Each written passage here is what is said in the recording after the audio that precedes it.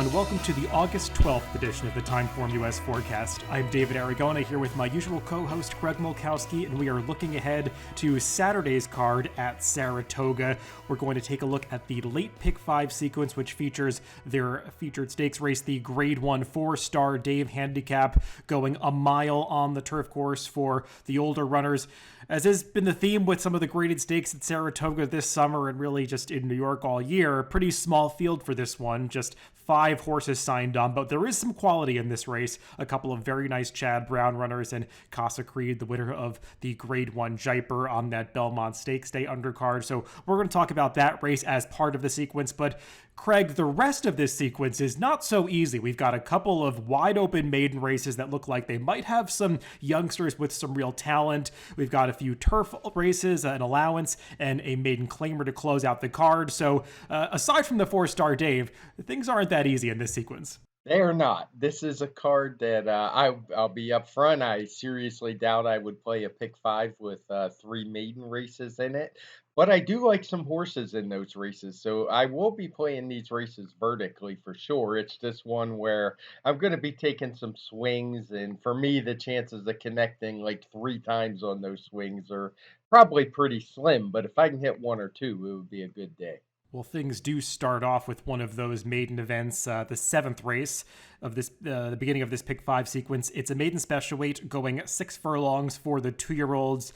A lot of first-time starters in this one, Craig. I think we're actually all first-time starters except for the rail runner, Bourbon Bash, who's making his second start for Dwayne Lucas. And that just seems like a natural place to start because at least we kind of have some clue as to what this horse is. And based on his first run, he's got a lot of speed, so I'd imagine he's going to go forward from the inside post position. He's definitely quick. He set the pace, opened the lead. His pace figures were in the 90s.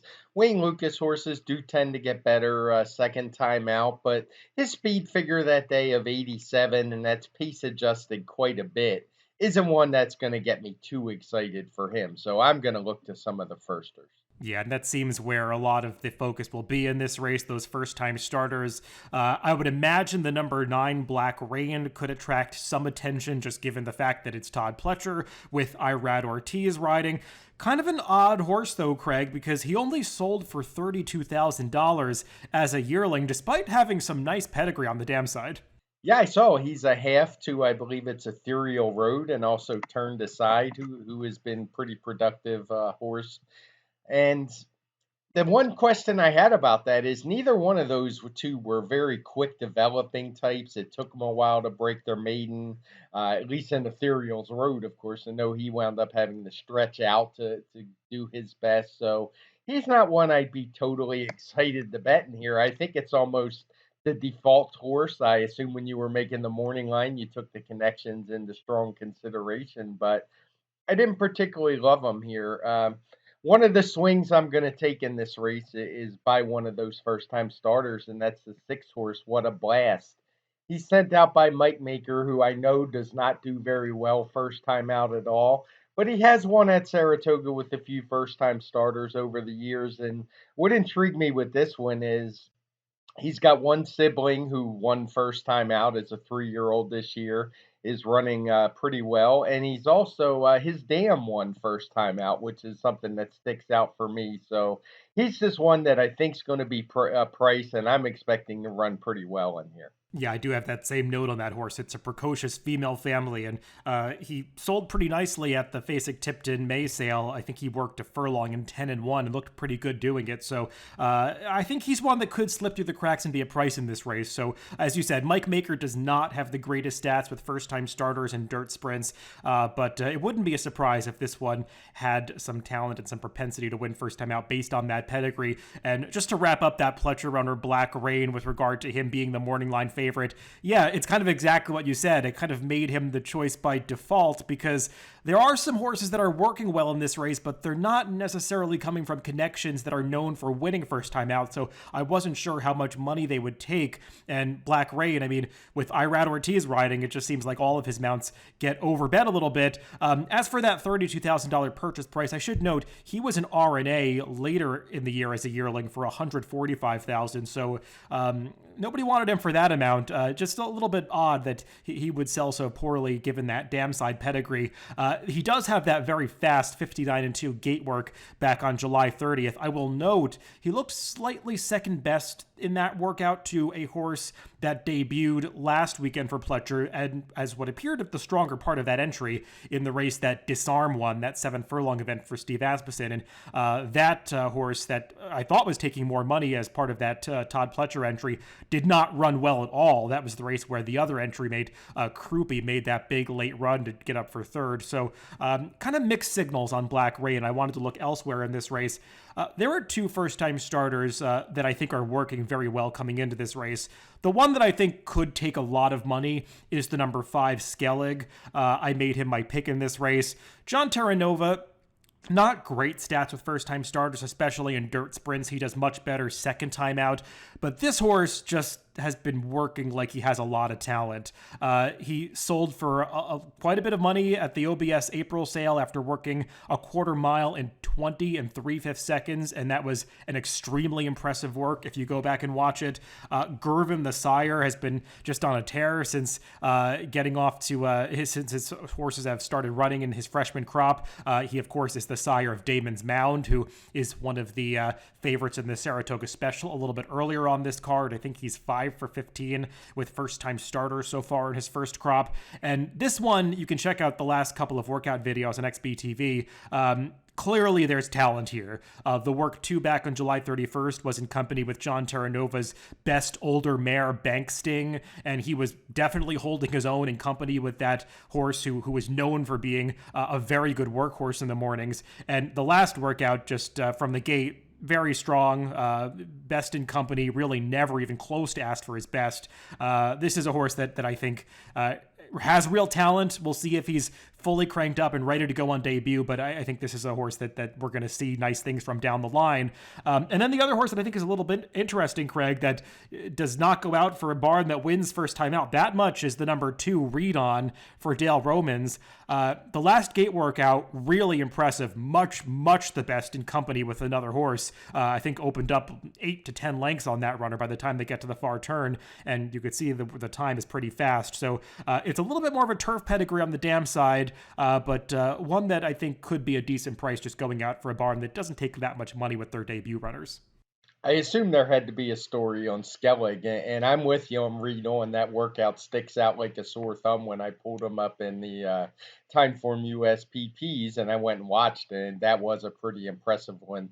The only other horse I wanted to talk about was the also eligible, who maybe gets in, maybe doesn't, but if he does, the 11 Ohana Honor comes from a very productive dam, one that hasn't thrown any champions that maybe jump off the page, but seemingly every horse he's thrown has been a runner. Yeah, if he got into the race, I'd be more interested in him between the two Shug McGahee runners. I guess General Jim, who's drawn to the main body of the field, could take some money just given that gigantic purchase price, $850,000 as a yearling. But he has one full sibling who also sold for a lot of money, who just can't seem to get out of his own way on the racetrack. So I'm a little bit skeptical about this dam actually producing runners. She was more of a turf sprinter herself. I've watched this horse's workouts and have not been that impressed. He's just got like short legs and this real choppy action. I'm not getting the sense that he's a good one. So I wanted to veer elsewhere in this race. Let's move on to the 8th race, which is an optional claimer 80,000 non-winners of one other than the allowance condition, and I think everybody in this race is in for the N1X condition, so it's really just a straight allowance race.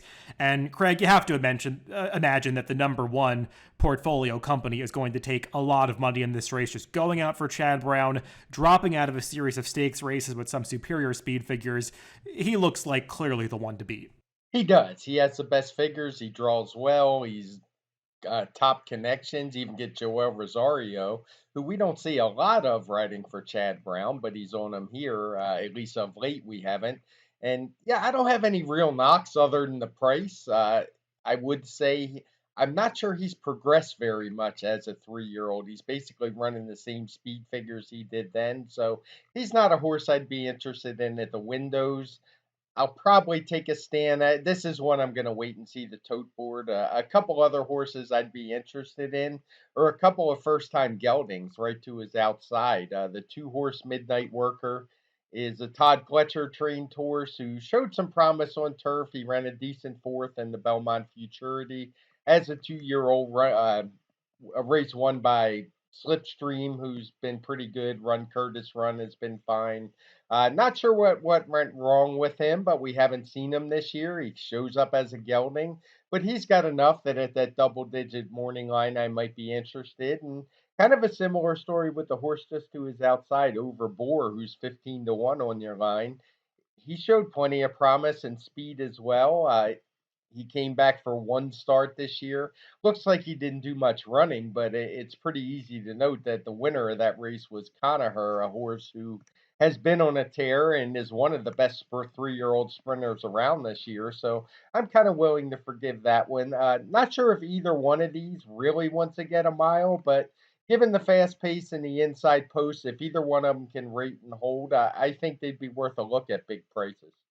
Yeah, if you're trying to beat Portfolio Company, it gets pretty confusing because they all have to improve a little bit to beat that horse. And you can make some interesting points about a lot of them, and they're all kind of in at similar price range. I think I have got almost everybody in this race between 6 to 1, 15 to 1, aside from Portfolio Company. But Craig, I had kind of the same notes as you on that favorite. It just seems like he hasn't really progressed much since those performances we saw from him in stakes races last year as a 2 year old. I mean, he ran really well in that Pilgrim, and I don't think he's quite gotten back to it in a couple of starts so far this year. I wanted to see more from him in that last race at Monmouth when he got to his old antics of pulling a little bit. He's a difficult horse to ride. He makes even good jockeys look bad because he just fights his rider in his races. And if he doesn't make the lead here, that's a concern. And it's possible that he won't because, as you were pointing out, there's plenty of speed drawn to his outside. Horses from outside post positions that are going to want to try to get forward in this race. The TimeformUS pace projector is predicting a fast pace. I think the difficulty is finding the closer that really suits this race because there are some that should be running late. I'm not sure that they all want to go a mile, so it's kind of difficult. I do want to take a shot against Portfolio Company because I've got him pegged at 2 to 1 in the morning line. Frankly, I could see him going off as low as about 6 to 5 because there's just so much pointing in his direction and it gets so confusing when you look past him. I'm interested in a couple of horses. One of them at a big price would be the number 5 Piqua, who I know is pretty light on speed figures coming into this race, but he ran okay in his debut at Saratoga up here last summer. Was off for a long time after that, but I liked the visual of his last race at Laurel. He was not facing much competition, clearly, but he just kept kicking on as soon as another rival ran up to challenge him. Just looked like he was finishing that race with something left in the tank. Clearly best that day. And second off the layoff, he's got a right to step forward, albeit not the best stats for grab motion off maiden wins, but I just think he's an interesting one who's really well suited to the 1 mile distance. And the other horse that I like here, who I actually made my top pick, is the number 6 Martini and Moonshine. I probably have a soft spot for this horse because I liked him when he made his turf debut last summer, but I thought he ran pretty well that day. Sure, he had some pace in his favor when he won, but I thought he beat a decent field in that spot. And with routine improvement from his 2-year-old to 3-year-old season, I think he can get on terms with these. I'm not going to hold the bourbon against him because he just didn't really seem to show up that day and was off for a long time after that. But I was watching some of his recent workouts on XBTV, and it just seems like this is a horse that's really blossomed since he's been away. He's coming back as a mature, physically imposing type who just looks like he's done well during the time that he's been laid off. So he's got some fast workouts coming into this. Tom Amos has decent stats off layoff, so I think he's a little interesting. Again, he's one of the many speeds in here who's going to probably have to work at a trip from just off the pace, but that's the case for a lot of runners if you're trying to beat this favorite, and at least I'm going to get a square price on him. His 94 speed figure when he won back in August stacks up really well with Portfolio Company. If you project that improvement, might be worth watching the Fox show and see what Tom Amos has to say about his horse because, yeah, I've got nothing wrong with that pick. The only other horse I really wanted to talk about was Daunt. He was a horse I was trying to make a case for just because I do think things are going to get a little hot. I don't think that outside post will be the detriment it would normally will be if the field spreads out. But I just couldn't quite get there with him. He's a horse who I do think will be running late. his race 2 back in that Pennine Ridge. I think you can put a line through that one. We've talked about it plenty. Oh no, I have that one confused with another one. Take I take that back. But he's a horse who was probably up too close that time. He showed some finishing kick a couple times, but it just seems like the turn back might be a little too much. And I'd expect him to get up for some of the minor shares as opposed to being a win contender.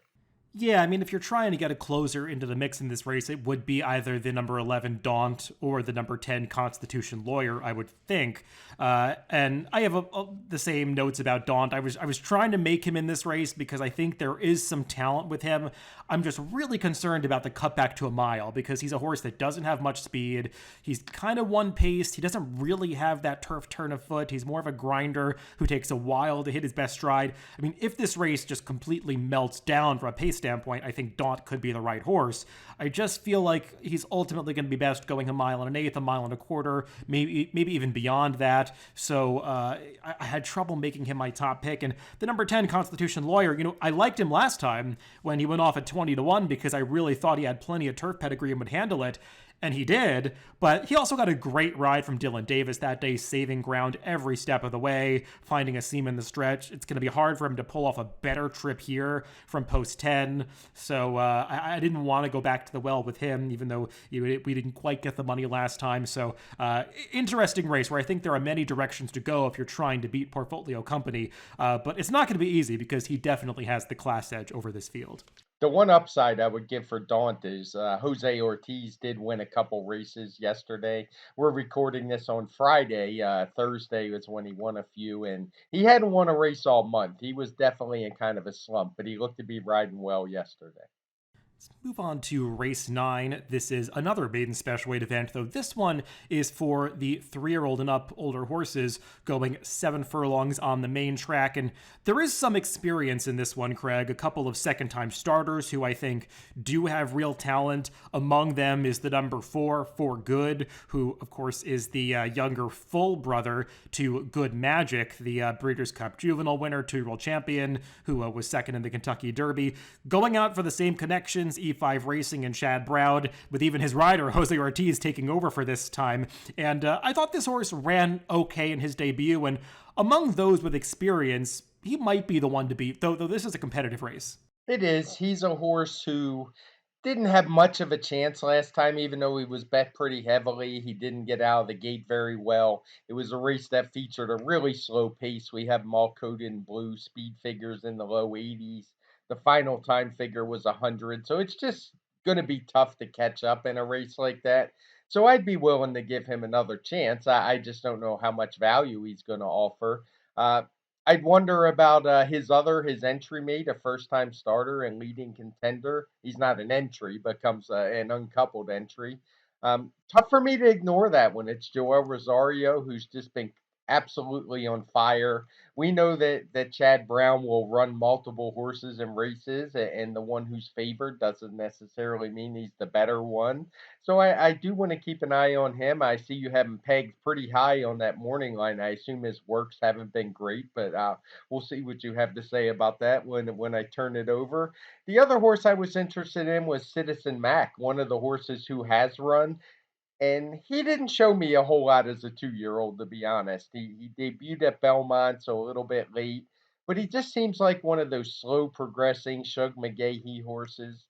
He's out of quality road. And what I did like last time was his run in the slop at Saratoga. He was beaten by a really good horse first time out, up to the mark, who ran a big speed figure that day, a 108. But I like the improvement I saw from Citizen Mac, so I'm really interested in that one. Yeah, I've got no problem with Citizen Mac among those that have run already. He really did take a step forward last time, and it feels like the stretch out to 7 furlongs is going to benefit him. So he's definitely a horse that I want to have in the mix, and I do think he's going to be a playable price in this race. As for those 2 Chad Brown runners, the reason I made leading contender a bigger price is because he's actually been working in company with For Good for his last several workouts, and to my eye, For Good has been traveling a little better than him. So So I think, just based on the positive experience that For Good has and the fact that he's slightly better than the first-time starter in the mornings, I think that he's probably going to take more money than that one, and maybe the other Chad Brown runner will go off at a higher price. We'll see how that works out. But I did prefer For Good of those two Chad runners.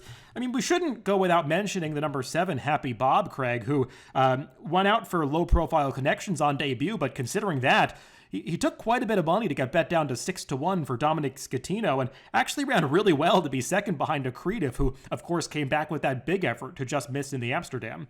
I'm always a little leery of these horses that run second to a big horse, but they weren't really a factor. He was beaten by almost 6 lengths. His speed figure's fine. I just wonder if he was geared up that first time out, taking all that money.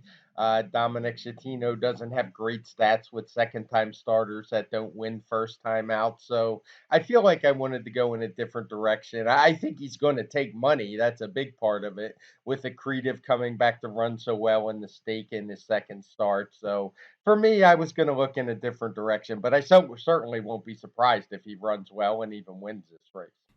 Yeah, I'm sure you noticed that even though this seems like a high-quality field, they did make a first-time starter entry the favorite on the morning line, and that's due to the number 1, Unlimited Potential.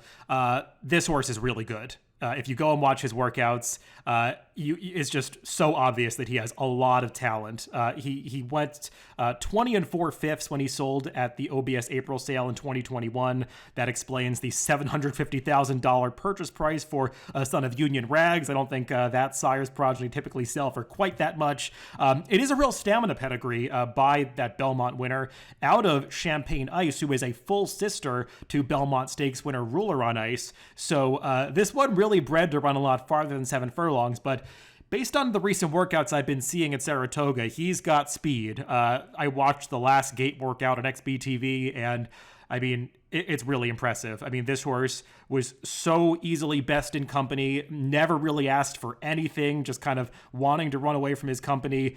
I would have made him a shorter price if he hadn't drawn the rail. I think that's the big concern with him, is that it's the 7 furlong race, that long run down the backstretch, and he's got the inside post. So he's going to have to break cleanly, which isn't always a guarantee for some of these Todd Pletcher first-time starters. But, I don't often like to speak with this much confidence about a first-time starter, but this horse is good.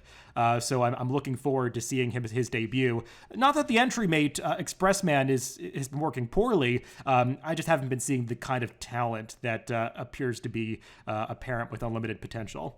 The two downsides I saw are exactly, well, one of them is what you brought up, the rail. But if he's breaking well, that kind of allays some of that fear. The other one is just that he's part of an entry, and if you really think he's that much the best, you're not going to get full value, as since you have to take another horse with him. Totally, and it's Irad Ortiz riding, so it's not like he's going to be some secret. I think he's going to get bet down. But wagering aside, I'm really looking forward to seeing what this horse does, because I've been very impressed with what he's done in the mornings. And the other kind of intriguing firster is the number 8, Final Approach, who is a 4-year-old gelding. So clearly there have been some issues along the way after he sold as a 2-year-old for $390,000 well over 2 years ago. But he's got some pretty fast works for his debut for Dwayne Lucas, who I know isn't known for firing with firsters, but has had some success with those types recently. And, unfortunately, when you go on XBTV, the only workout video available for him is that 2-back work on July 29th that was pretty slow, but you could tell from that workout that it was tough for the rider to get him to go as slow as 51, because he's pretty fast, and you could see that in the surrounding workout. So kind of an intriguing dark horse in this race as well. Let's move on to the feature race in this Pick 5 sequence. It is the Grade 1 Fourstardave Handicap, going a mile on the inner turf course, and unfortunate, Craig, that this is just a field of 5. I don't know why. I understand why some of these stakes races at Saratoga have drawn small fields. This one kind of baffles me, because there are horses out there that I can name that should be running in this race that for some reason are skipping it. I mean, I hope they're all healthy and doing fine, but it's just, I don't get it. Why Connections wouldn't want to take a shot for a Grade 1 with a $500,000 purse. It's not like the horses Chad Brown entered are that scary, so I don't know who they're ducking. I don't get it. It's alarming. It's one thing when we see this trend on dirt, It's not all that surprising anymore. But on the turf, especially at a flat mile, it's just hard for me to wrap my head around. As you say, this it's a grade one race, but I don't know that any of these horses are so overwhelming they should be scaring off the competition. And I'm not trying to slight Regal Glory at all. I think she's basically been a great horse all year, and I'm not one to use that term all that often. But she is a female, and horsemen tend not to be afraid to take a shot against her. So I'm not sure what the problem is. Mason in here, he looked great too back at Belmont last time. It was more workmanlike when he beat Wolfie's Dyna Ghost by a length, who'd probably be about 50 to 1 in here. So I'm not sure what's going on and why they're having such trouble filling these fields. I mean, it's not like this used to be the day where Arlington had their big day, and obviously a little bit different distance, but maybe some horses would go there. But those horses didn't show up at Churchill, so I'm not sure what's happening. Yeah, it's a little odd. I don't quite get it. City Man in particular. I hope he's doing fine, and maybe he'll show up in the West Point, which is the race that they were choosing between. But based on the way he ran last time in the prep for this, the Forbidden Apple, I have no idea why they wouldn't want to take a shot in a Grade One with such a small field. Baffling. But anyway, as for the horses in this race, yeah, I mean the two Chad Brown runners, I think, are where you have to start the conversation. And I agree with you. Regal Glory has just been fantastic. I mean, she was always a good horse, but it really seems like over the past year, she's taken a big step forward. The speed figures kind of corroborate that. I mean, she's routinely earning numbers in the mid 120s, veering towards the high 120s in her last couple of races. That's just a game performance. I know she got a great trip and pace setup, but that was pretty powerful the way she drew away from that field. And, I know she's a filly facing males. I don't really care too much about that. The numbers are the numbers and the performances are the performances. She's going to be pretty tough to beat in this race. I think it's just a question of how short a price you really want to take on her, because she is facing a couple of very talented rivals, and arguably this is the toughest spot that she's been in the past year. It is. If I were playing a pick five, I would single her for sure. I think she's the most likely winner by far. I doubt this is a race I will get into or get involved in vertically, just because of that opinion. I think she's probably going to wind up getting bet down a little bit off that 6 to 5 morning line, and I think rightfully so. There's not a lot of speed in this race. The pace projector has Get Smoking out front by himself, which isn't surprising. He's often in that spot.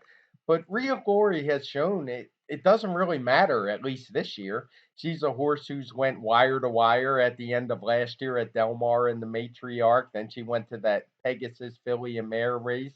Came from darn near dead last early and way back to win.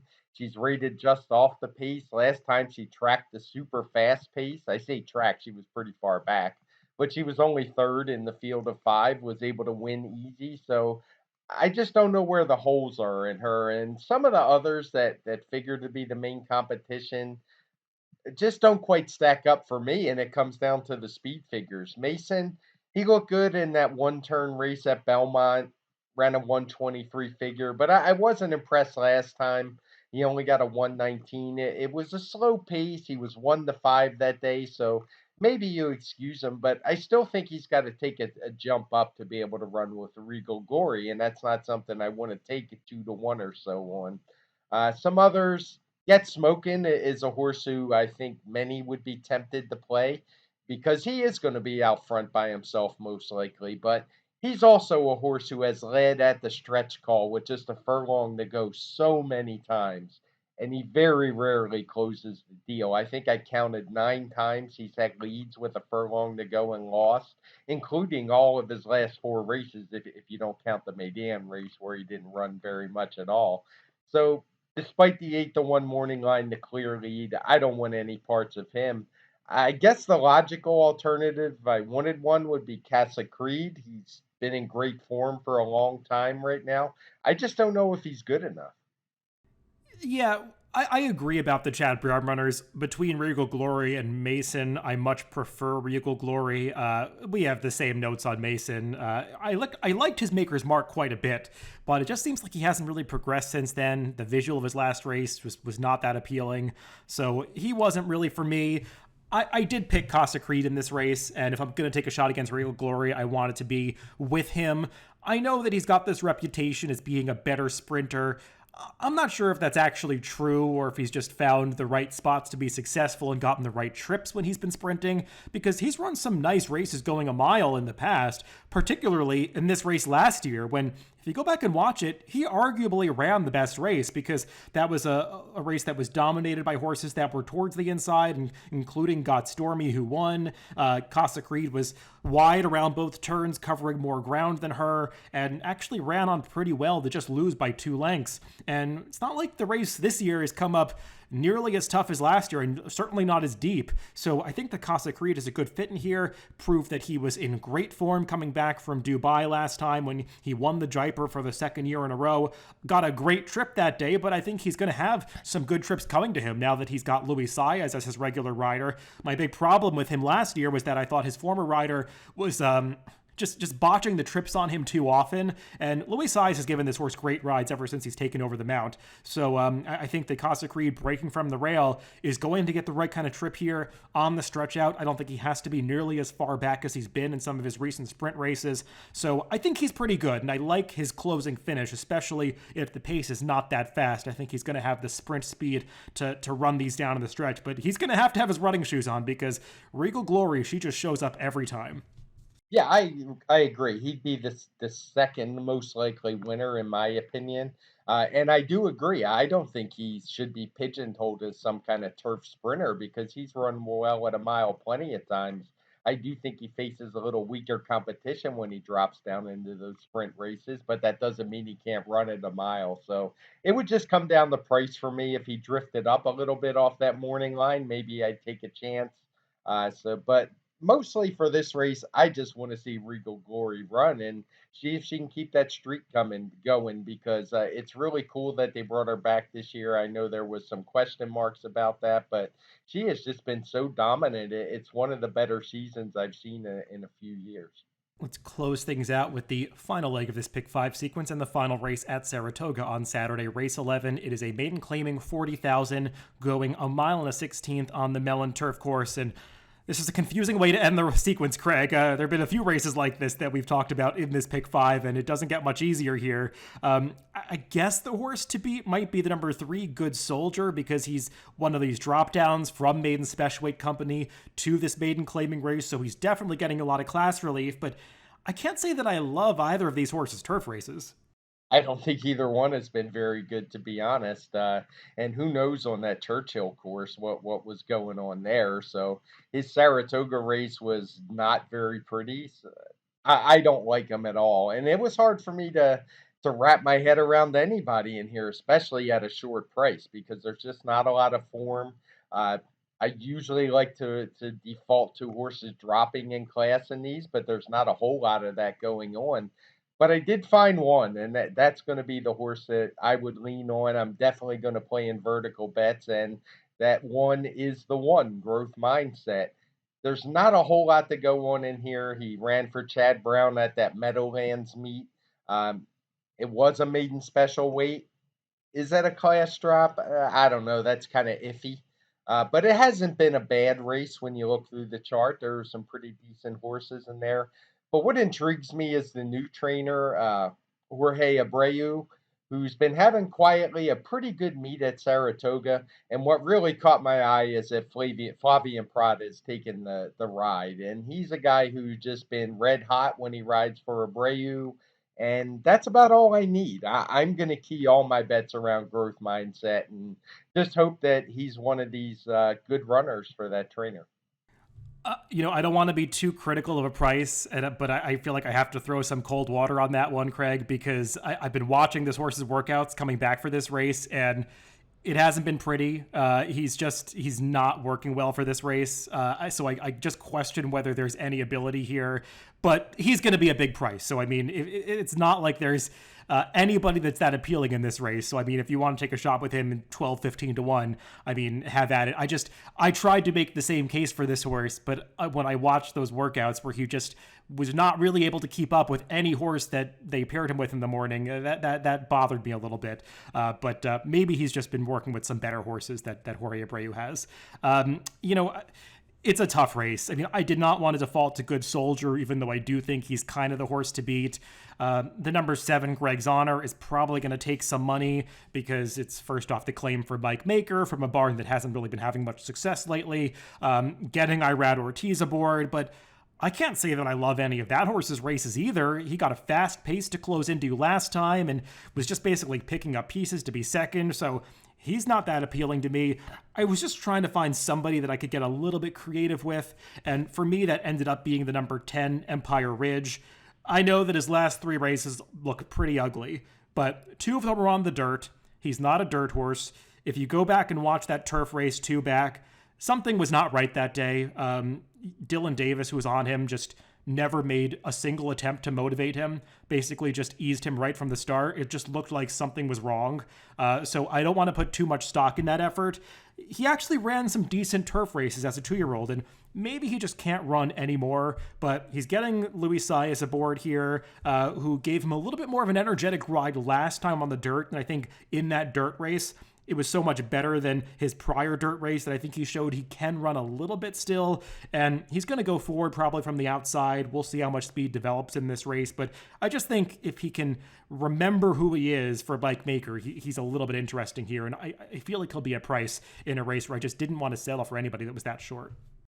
This race is a big reason I didn't want to play the pick 5. I don't want to spread in a race like this because I could pick 8 horses and still not come up with a winner in a field of 10. If there was one other horse I would be interested in, it would be the H Strike Price. He's a horse who is shown on a clear lead in the pace projector, and when you look at his PPs, it's pretty easy to see why. He set a fast pace first time out. He tracked a pretty quick pace the second time out. Obviously, the last race is a throwout. It's an off the turf race, but he's a new gelding since those turf races. He changes barns to William Maury, who hasn't cracked through at Saratoga yet, but he's one that does good with new acquisitions. So he's one I think could get brave if he's left alone on the front end. Yeah, it's a race where if your horse gets in front, that might be where you want to be because it doesn't feel like there are too many in here that want to do that much passing. So maybe a horse like that could run well in here. But yeah, it's a spot where, maybe a couple of those 30-1 shots are tough to make, but I mean, you can build a case for almost everybody else in this field, the 8 other runners. It's a very competitive way to end this sequence. Craig, I know you said you weren't that interested in putting together a ticket here. I mean, if you were going to play a sequence like this, how would you be looking at it? I know you mentioned maybe a single in the 4-Stardave, and I imagine that's because these other races just necessitate some spreading. Right. I would use What a Blast. I would probably use Black Rain a little bit, and then I would hope Ohana Honor draws in that first leg. But I am looking forward to betting on What a Blast because I think he'll get overlooked with the trainer not winning very often first time out.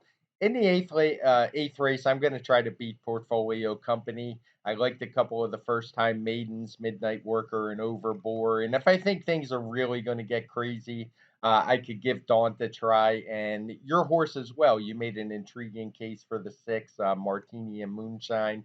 That one had that good figure as a 2-year-old. But the key for me would be I'm going to try to beat Portfolio Company because he could win, but he's going to be 6-5 or so, as you say, and he's just not a 6-5 shot for me. In that next maiden race, the older maiden special weights, I would use the other Chad Brown. I would probably use both Chad Browns if I was playing a pick 5, but I would also use Citizen Mac from Shug. I do like him more than the other Shug McGahee horse that you pointed out. I just liked how he ran last time. We don't know really how strong a race that was so far. I would note that the last finisher came back and won by a pole, but it wasn't a big drop to a maiden claimer. But it's certainly not a negative.